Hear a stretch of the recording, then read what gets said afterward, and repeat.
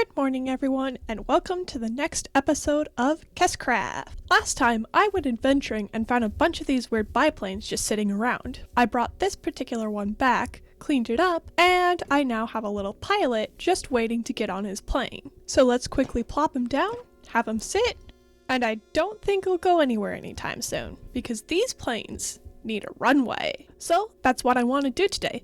I want to build a runway so that any plane I bring back and dust off can actually get into the air. I spent a frankly ludicrous amount of time mining off camera to get a lot of deep slate, which is kind of what I want to build the runway out of, but I also have some other stones and I'm not sure if I want to use them or not, so I'll just have them on me just in case. Now, with these buildings over here, I had a general plan and a general idea for what I wanted them to look like before I started building. With this runway, I don't know what I want.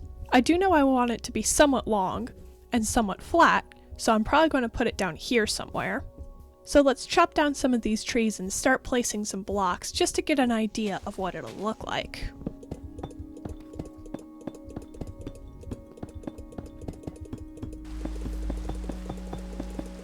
I've smelted up a bunch of deep slate and I want to see if it looks good in the runway.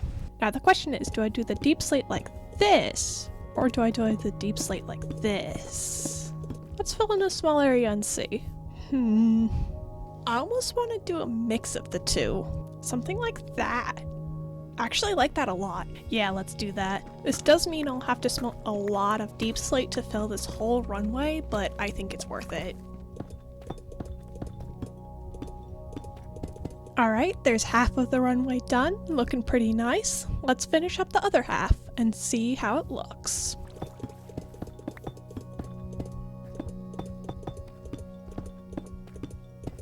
Alright, the runway is all done. I quite like it. It's super tiny, but it gets the job done. There's still a little bit of terraforming that needs to be done on this side of it, but that's okay. For now, let's just bring down the plane and plop it on the runway. The plane has been moved over. I also added these wheels to hopefully give it a chance to actually take off, because I noted last episode that the planes don't really have any landing gears, so they can't really take off. So I've put some on and I'm just kind of hopefully this little guy will take off and drive the plane around my house and it'll look super cool.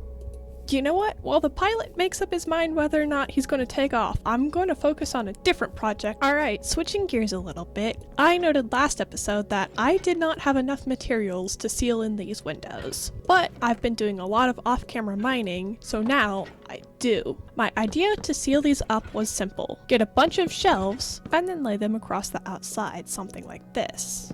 Alright, there we go. I like it a lot. However, I'm not done yet.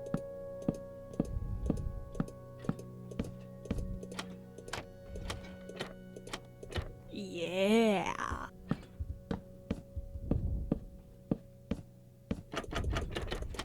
Alright, that's looking much better. Shifting gears a little bit slightly. This right here is all of the iron that I have gotten. I did not mine a single nugget of this iron. All of that iron came from this building right here, the iron farm that I built a few episodes ago, and it is doing beautifully. So what I want to do is craft one of these guys, so I can craft one of these guys, and now I can wire in a system to my drop collector that automatically crafts the iron nuggets into iron blocks, so they're easily stored. Alright, there we go. After half an hour of fiddling with redstone, we finally have what I was intending to build in the first place, an item sorter. And with this and a bit of redstone, we can turn the crafter on and off automatically according to how much iron is in the crafter. But to do that, I need just a bit more redstone. Alright, there we go. Everything's all set up. For now, the iron doesn't have anywhere to go, so I'm just putting it in this barrel for now. But I want eventually to have an underground item transporter to carry the iron blocks all the way from the iron farm and automatically put it into my storage system. But for now, that process is going to have to be a manual one. Alright, yet another slight shift in what I'm going to do, because if I look up, you'll notice the plane started flying. It started flying, guys. It can actually fly. That means I can fix up the rest of the planes and make them fly too. I'm gonna go get more planes. Alright, what planes do I want to take this time? I kind of want to take 2 and see if I can fix them both up. So I want to see if I can take this other oak one and maybe this acacia one.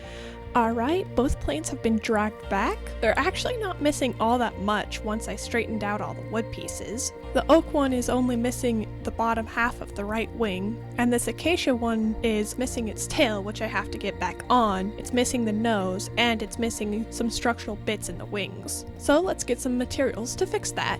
Alright, planes have been all fixed up. I also put on some wheels to each of them so that they can actually take off. Now time to get our pilots ready to rock and roll.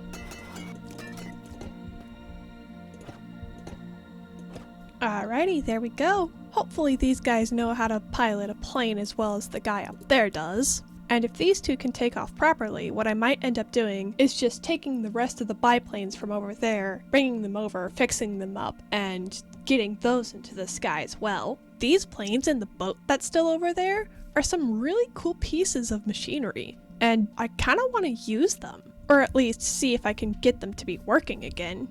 Now, last episode, when I first saw the bat planes, I looked over the river and saw my house and was surprised that I hadn't seen them before. But it turns out I actually can see them from my house. There was just a tree in the way that I have since cut down, and I don't think I could see the boat at all because it's right over that hill. But I thought it was cool that I could see them now since I've cut down that tree. But that is where I'm going to leave this episode of Kes Craft. If y'all enjoyed, leave a like and comment and all that fun stuff. And I will see you all next time. Bye!